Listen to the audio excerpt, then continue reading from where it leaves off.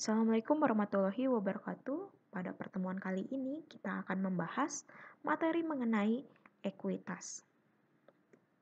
Buku yang digunakan yaitu Akuntansi Keuangan Menengah atau Intermediate Accounting, seperti ini. Adapun tujuan pembelajaran pada pertemuan kali ini, dari mulai mendiskusikan karakteristik dari bentuk organisasi perusahaan sampai dengan menunjukkan bagaimana menyajikan dan menganalisis ekuitas tersebut. Adapun permasalahan akuntansi yang terkait dengan ekuitas perusahaan. Dari mulai bentuk perusahaannya, ekuitas tersebut seperti apa, lalu ada saham preferen, lalu kebijakan dividen, kemudian penyajian dan analisisnya.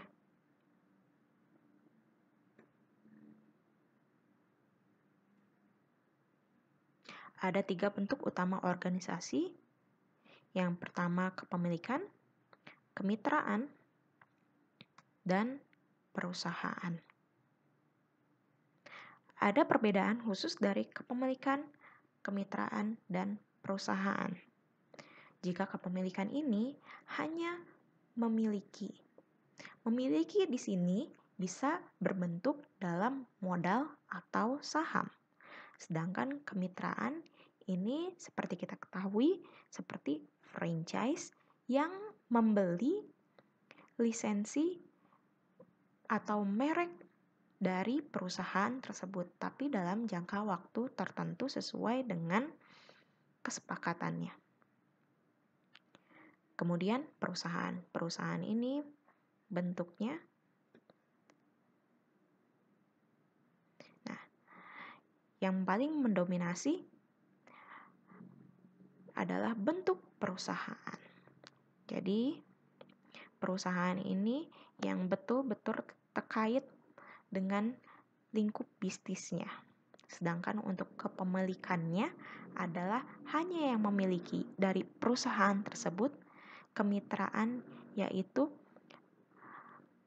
seperti meminjam lisensinya si perusahaan tersebut dalam jangka waktu tertentu.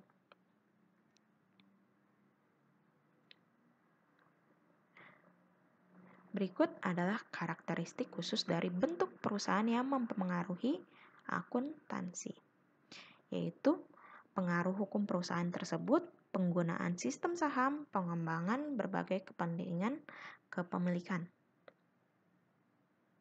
Hukum perusahaan. Hukum perusahaan ini siapapun yang ingin mendirikan perusahaan biasanya harus mengirimkan dokumen persyaratan penggabungan perusahaan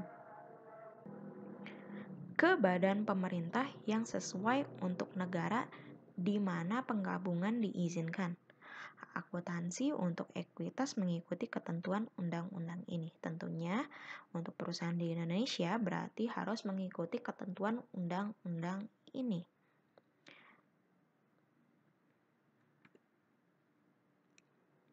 Kemudian sistem sahamnya. Dengan tidak adanya ketentuan yang membatasi, setiap saham memiliki hak sebagai berikut. Ada pembagian secara proporsional dalam keuntungan dan kerugiannya, lalu proporsional dalam manajemennya atau hak memilih direkturnya, pembagian secara proporsional dalam asetnya, lalu pembagian secara proporsional dalam setiap penerbitan saham baru dalam kelas yang sama, atau yang disebut hak memesan efek terlebih dahulu. Jadi apabila ada penggabungan saham atau mergernya, ini tidak ada ketentuan khusus, tapi dibagi secara pembagian proporsionalnya dalam bentuk keuntungan manajemen aset ataupun penerbitan saham barunya. Tentunya dalam perusahaan, ketika perusahaan tersebut dimiliki oleh beberapa instansi atau perusahaan ataupun orang, artinya satu perusahaan ini banyak pemiliknya, dan banyak pemiliknya ini dibagi secara apa, dalam bentuk apa, seperti itu. Tapi ini tidak ada ketentuan yang membatasinya. Jadi sesuai dengan perjanjiannya mungkin ya. Kemudian berbagai kepentingan kepemilikan. Di sini ada yang namanya saham atau kepentingan kepemilikannya. Saham biasa atau ordinary share. Kemudian ada saham preference atau preference share. Nah, ada dua jenis saham. Bedanya, saham biasa yaitu mencerminkan hak residual perusahaan yang menanggung risiko kerugian tertinggi, menerima manfaat dari kesuksesan, dijamin tidak membagikan dividen atau aset pada saat pembubaran. Namun, saham preferen ini adalah dibuat dengan kontrak khusus.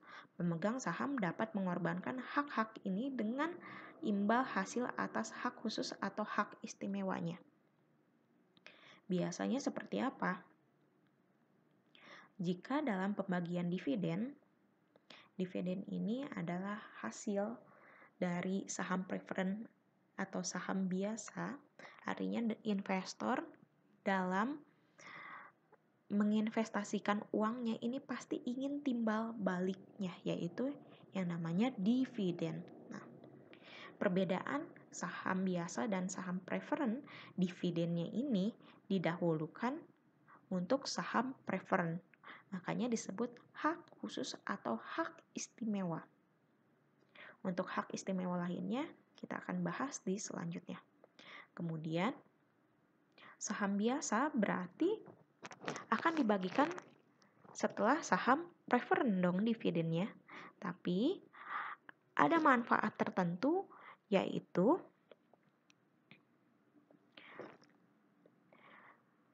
perusahaan maupun orang yang memiliki saham biasa ini manfaatnya adalah dapat memilih atau dapat ikut serta dalam RUPS. RUPS ini adalah Rapat Umum Pemegang Saham. Jadinya untuk pemegang saham biasa ini dapat ikut serta dalam manajemen perusahaan tersebut. Namun saham preferen tidak bisa. Jadi keuntungannya adalah bisa ikut dalam manajemen perusahaan.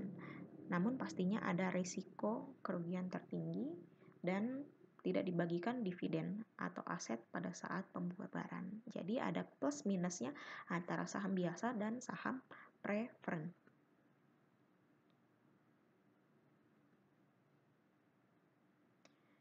Ekuitas adalah hak residual atas aset perusahaan setelah dikurangi semua liabilitas.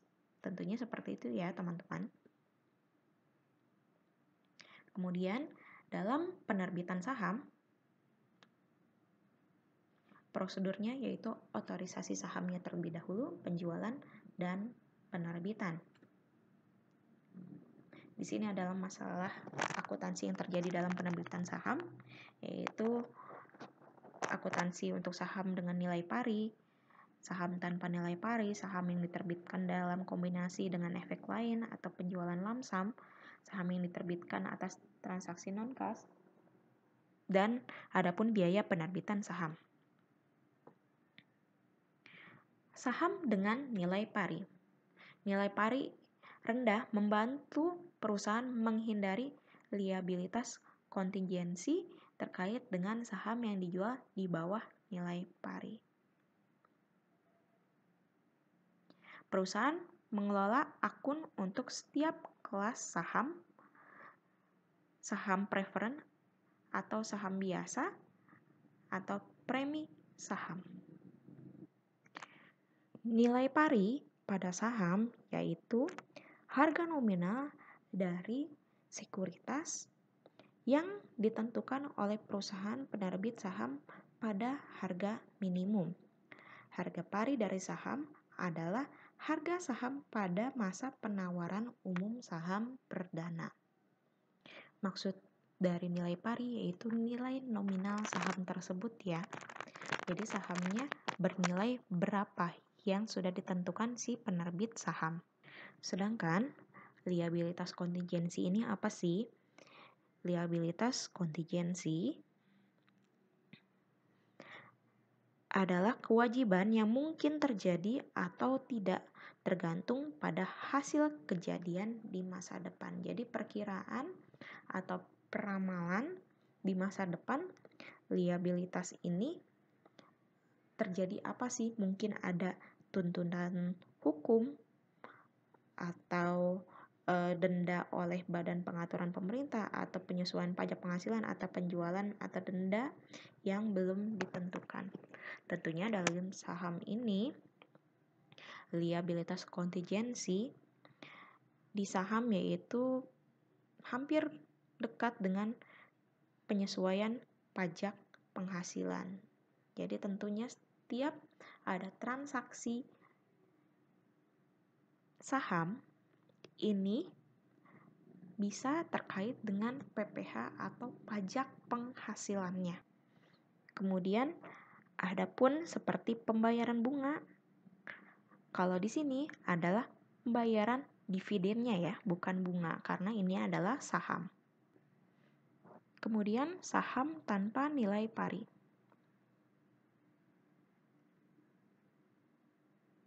Alasan penerbit saham tanpa nilai pari yaitu menghindari liabilitas kontingensi yang tersebut, lalu kebingungan muncul berkaitan dengan hubungan atau lebih tepatnya tidak ada hubungan antara nilai pari dengan nilai wajar. Jadi nilai pari ini nilai nominalnya, sedangkan nilai wajar adalah harga pasarnya atau yang diperdagangkan sahamnya. Kerugian utama dari saham tanpa nilai pari adalah berbagai negara mengenakan pajak yang tinggi atas penerbitan saham ini. Selain itu, di beberapa negara, harga total saham tanpa nilai pari bisa dianggap sebagai modal legal yang bisa mengurangi fleksibilitas dalam membayar dividen. Tentunya ini ada minusnya untuk saham tanpa nilai pari. Contoh saham tanpa nilai pari yaitu Video Electronic Corporation dibentuk dengan 10.000 saham biasa yang diotorisasi tanpa nilai pari. Jadi tanpa nilai pari atau tanpa nilai nominalnya ini kita akan menghitung sesuai dengan nilai pasarnya aja. Video Elektronik hanya membuat jurnal memorandum untuk otorisasi karena tidak ada jumlah yang terlibat. Jika Video Elektronik kemudian menerbitkan 500 saham untuk kas sebesar 10 euro per saham, perusahaan membuat jurnal sebagai berikut. Kas, lalu kreditnya modal saham biasa. 5.500 dikali 10.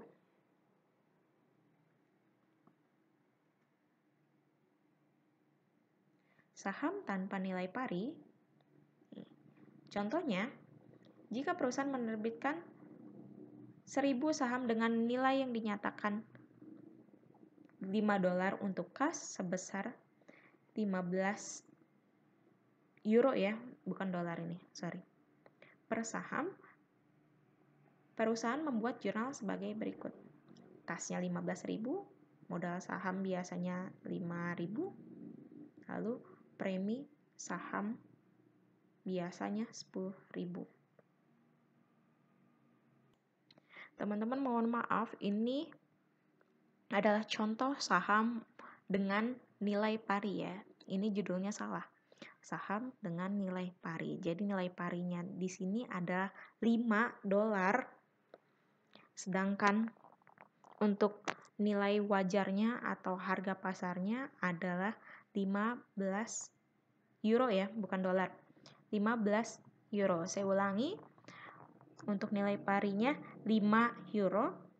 Kemudian harga pasarnya atau nilai wajarnya adalah 15 euro. Nah, selisih antara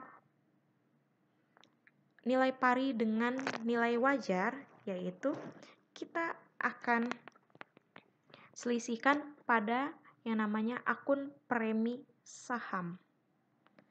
atau biasanya share premium. Kalau saham biasa, share premium ordinary. Selanjutnya,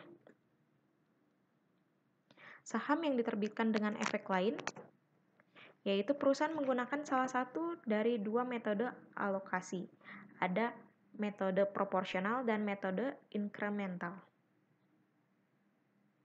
Metode proporsional, contohnya, asumsikan perusahaan menerbitkan 1.000 saham biasa dengan nilai yang dinyatakan sebesar $10 dan nilai wajarnya $20 per saham, dan 1.000 saham preference dengan nilai pari $10 yang memiliki nilai wajar $12 per saham dengan jumlah lump sum sebesar 30.000. Ilustrasinya menunjukkan bagaimana perusahaan mengalokasi $30.000 tersebut dalam dua kelas saham. Jadi, ini kita tidak mengetahui jumlah pastinya, tapi yang jelas ini lamsamnya 30.000. Meskipun nanti dihitung-hitung ternyata ini lebih atau kurang dari $30.000, tapi ini kita bagi jurnalnya dengan total $30.000 tersebut. Contohnya seperti kita membeli barang, misalkan membeli 3 barang harganya yaitu 3.500 dengan 3 barang. Total harga adalah 10.500. Tapi biasanya kita menggunakan sistem lump sum nih, misalkan 10.003 gitu. Tapi jurnalnya seperti apa? Nah, di sini metode proporsionalnya yaitu nilai wajar saham biasanya kita lihat 1.000 dikali $20.000. Maksud saya 1.000 dikali $20, hasilnya adalah $20.000. Kemudian nilai wajar saham preferennya adalah 1.000 dikali $12, yaitu $12.000. Kemudian keseluruhan nilai wajarnya adalah $32.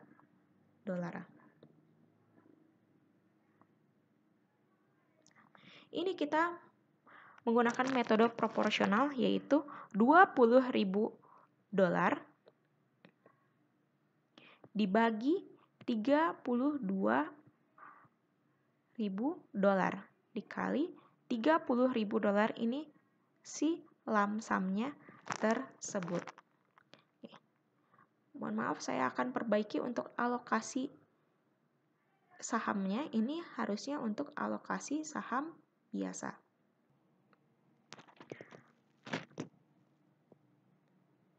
Bisa dilihat saham biasa setelah menggunakan metode proporsional yaitu $18.750. Lalu untuk alokasi saham preferennya yaitu 12.000 dibagi 32.000 yaitu totalnya dikali 30.000 yaitu lump sum-nya yaitu 11.250. Total alokasi adalah 30.000. Kemudian untuk jurnalnya yaitu kas 30.000, saham biasa 18.750, saham preferennya adalah 11.250. Kemudian metode incremental, contohnya jika perusahaan menerbitkan 1.000 saham biasa dengan nilai yang dinyatakan $10 yang memiliki nilai wajar $20 dan saham preferen dengan nilai pari $10 yang tidak memiliki nilai wajar untuk jumlah lump sum 30.000, perusahaan mengalokasikan $30.000 dengan kelas seperti berikut. Penerimaan lump sum-nya 30.000 dialokasikan ke saham biasa 1.000 dikali $20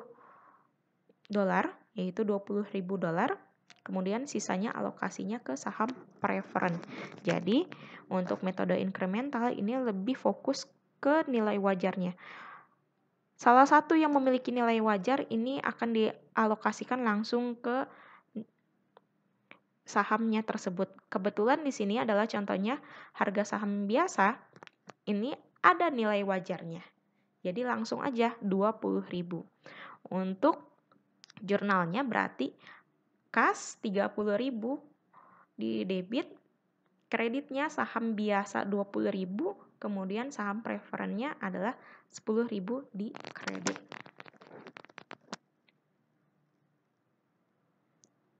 Saham yang diterbitkan dalam transaksi non-kas. Aturan umumnya, perusahaan harus mencatat saham yang diterbitkan untuk jasa atau properti selain kas pada nilai wajar barang atau jasa yang diterima kecuali jika nilai wajar tersebut tidak dapat diukur dengan andal. Jika nilai wajar barang atau jasa tidak dapat diukur dengan andal dengan menggunakan nilai wajar saham yang diterbitkan.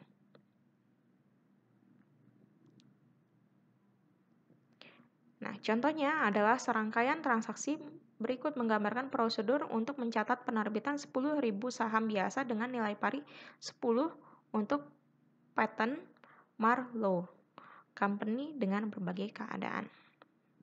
Jadi ini sahamnya untuk paten ya teman-teman. Yang pertama, Marlowe tidak dapat dengan mudah menentukan nilai wajar patennya, tetapi dapat mengetahui nilai wajar saham sebesar $140.000. Nah, di sini maksudnya adalah saham yang diterbitkan dengan transaksi non-kas, jadi ini tidak mendapatkan kasnya. Jadi kita menerbitkan saham bukan untuk mencari kas, tapi lebih ke paten atau hak paten. Jadi jurnalnya adalah paten pada modal saham biasa. Nah, modal saham biasanya ini berapa? Nilai parinya yaitu $10 dikali 10.000 saham. Jadi 100.000. Nah, sisa dari nilai wajar dengan nilai pari masuk ke premi saham biasa atau share premium ordinary. Nah, jika Marlowe tidak dapat dengan mudah menentukan nilai wajar sahamnya tetapi dapat menentukan nilai wajar patennya, yaitu seperti ini teman-teman. Paten 150.000,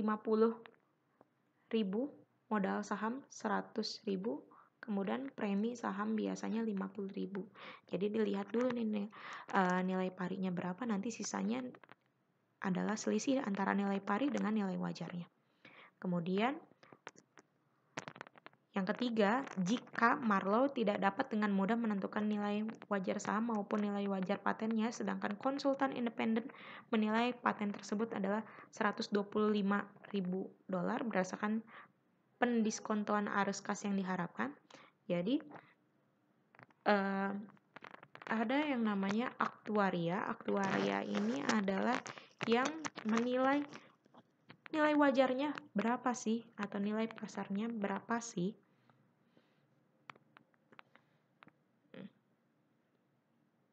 Jurnalnya adalah paten 125.000 pada modal saham biasa 100.000. Sisanya ke premi saham 25.000. Selanjutnya ada biaya penerbitan saham. Adalah biaya langsung dikeluarkan untuk menjual saham seperti biaya underwriting, biaya akuntansi dan hukum, biaya percetakan, dan pajak harus mengurangi kas yang diterima dari penjualan saham. Nah, di sini ada perolehan kembali saham atau yang biasanya disebut treasury share. Nah, perusahaan membeli kembali saham yang beredar karena beberapa alasan berikut. Untuk memberikan distribusi efisiensi pajak atas kelebihan kas kepada pemegang saham untuk meningkatkan laba per saham dan tingkat imbal balik ekuitas, lalu memberikan saham pada kontrak kompensasi karyawan, lalu menggagalkan usaha pengambilan alihan atau mengurangi jumlah pemegang saham, dan untuk menciptakan pasar dalam saham. Artinya, ketika suatu perusahaan ini menerbitkan saham, berarti perusahaan tersebut butuh dana atau butuh untuk operasional jika sahamnya tersebut diterbitkan secara kas. Seperti kita menjaminkan sesuatu kepada investor. Kemudian investornya ini memberikan sejumlah dana untuk kita atau memberikan transaksi non-cash untuk kita karena kita butuh si perusahaannya. Lalu kita akan membalasnya dengan dividen karena kita sudah diberikan sesuatu atau diberikan uang untuk operasional kita. Tapi setelah menerbitkan saham tersebut, kadang-kala kita membeli kembali atau biasa disebut treasury share. Nah, ini adalah alasan-alasannya. Tentunya untuk alasan khususnya, biasanya ini alasan yang poin keempat, yaitu menggagalkan usaha pengambil alihan atau mengurangi jumlah pemegang saham. Artinya, jika kita terlalu banyak menerbitkan saham, berarti kepemilikan perusahaan tersebut dimiliki oleh banyak orang, atau bisa jadi orang tersebut memiliki banyak saham di kita sehingga dia dapat mengambil alih perusahaan kita. Misalnya, perusahaan tersebut ini sahamnya lebih dari 50% ini dimiliki oleh orang. Otomatis ini adalah menjadi saham mayoritas atau saham terbanyak dan ini bisa diambil alih oleh orang lain. Nah, di sini ada pembelian saham treasury. Perusahaan menggunakan dua metode untuk menangani saham treasury dalam akun, metode biaya dan metode nilai pari. Saham treasury mengurangi ekuitas. Tentu mengurangi ekuitas karena ini kita beli lagi. Tadi kita sudah diberikan uang, berarti uangnya kita kembalikan lagi karena pembelian saham treasury tersebut. Contohnya, Pacific Company menerbitkan 10.000 saham biasa dengan nilai pari $1 dengan harga $10 per saham. Selain itu, perusahaan memiliki saldo laba $300.000. Nah, di sini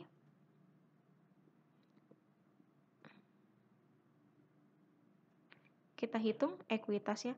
Modal saham biasanya adalah $1 dikali 10.000 saham yang diterbitkan beredar 10.000, premi sahamnya 900.000, saldo labanya 300.000.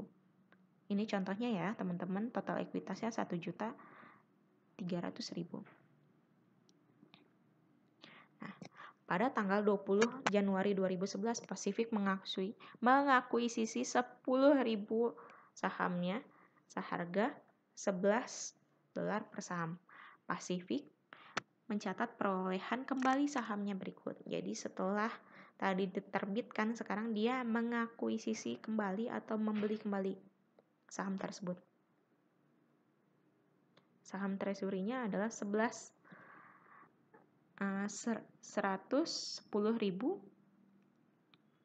lalu kas-nya 110.000. Kemudian bagian ekuitas untuk Pacific setelah pembelian saham treasury yaitu seperti ini teman-teman. Karena tadi sudah punya 100.000 lalu ditarik lagi jadi 90.000.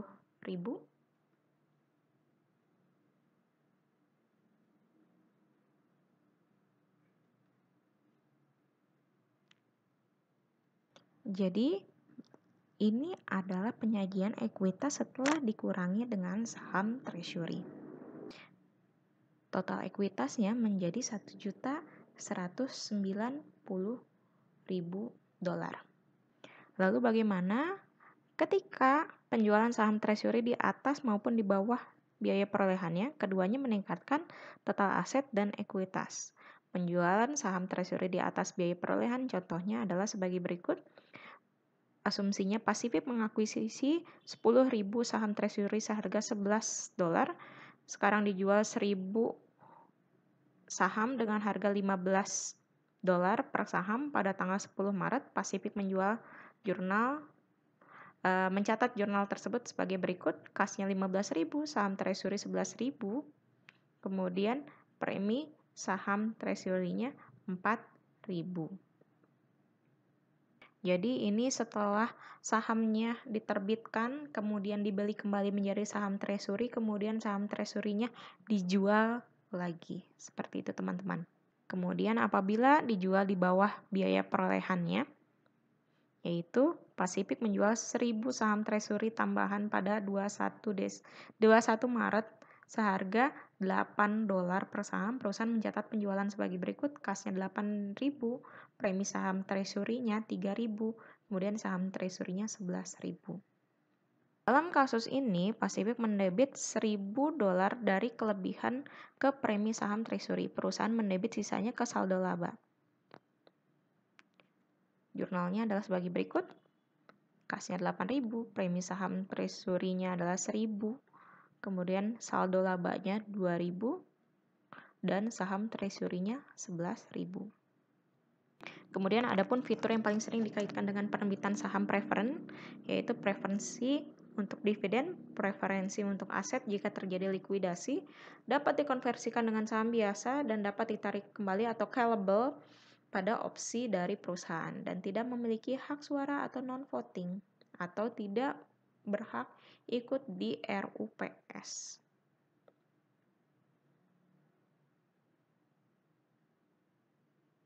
Saham preferen adalah kelas saham khusus yang memiliki preferensi atau fitur tertentu yang tidak dimiliki oleh saham biasa.